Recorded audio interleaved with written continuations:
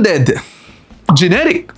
Ano nga ba ang pagkakaiba ng mga ito at ano ang dapat gawin kung bibili ka ng gamot? Narito ilang paalala. Halika kayo, pag-usapan natin. Republic Act 6675 o Generics Act of 1988. Dito po sa atin sa Pilipinas, mayroon tayong batas na nagsasabing kapag magbibigay ng gamot, susundin po natin ang mga generics. Nakamandato din po na sa mga gamot nakasulat dapat ang label ng generic ng gamot at tungkulin ng mga nasa pharmacy na ipaalam sa mga mamimili na ang mga produktong under ng iisang generic ay pare-pareho lamang po ang laman, ang dosage, pero po nagkakatalo ito sa presyo. Kapag na-inform lang isang buyer o isang mamimili, mayroon siyang layang mamili kung ano ang kanyang gusto sa mga gamot na inilatag o ipinagbigay alam sa kanya. Pero bakit ganito? Ano nga ba ang pagkakaiba nila? Ganito po kasi yan. Ang mga gamot ay may dalawang klase ng classification kung titingnan natin. Yung innovator brand o itiyatawag na branded ng mga gamot at mayroon din pong mga generics. Yung innovator brand na sinasabi ay ang unang gamot na mayroong active pharmaceutical ingredient na nailabas sa merkado.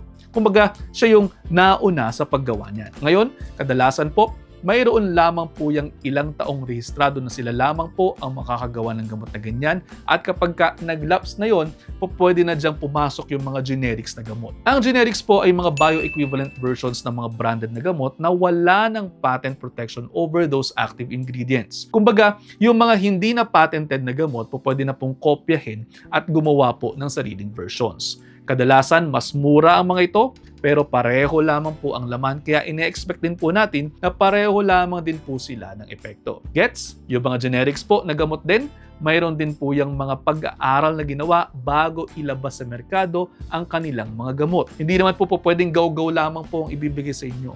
Hindi yun ganun. Dumaan pa rin po yan sa tamang proseso sa paggawa ng gamot. Kukunin ang active ingredient at ito ilalagay sa capsule formulation, pwede rin pong tableta na formulation o kung ano pa man pong form at dosage nito. Ngayon, at the same dosage, ito po ay itetest nila, gagawa nila ng clinical trial at kapag ka po nakapasa na sa lahat, saka lamang po ito ipalalabas sa merkado at magkakaroon ng lisensyang maibenta sa mga taong intended gumamit nito. So again, dapat po safe at effective at high quality. Ito po ay dahil life-saving ang mga gamot na ito tulad halimbawa ng mga maintenance medications. Pero syempre, tulad pa rin po ng innovator brands, mayroon ding side effects na dapat malaman ng mga tao. Iba-iba yan per gamot, i-search na lamang o tumambay dito sa aking page dahil once in a while, inilalabas ko naman po ang mga medications na yan at sinasabi ko rin po ang mga posibleng side effects dahil bilang doktor ninyo, tungkulin ko pong ipaalam sa inyo ang mga ito at kayo naman po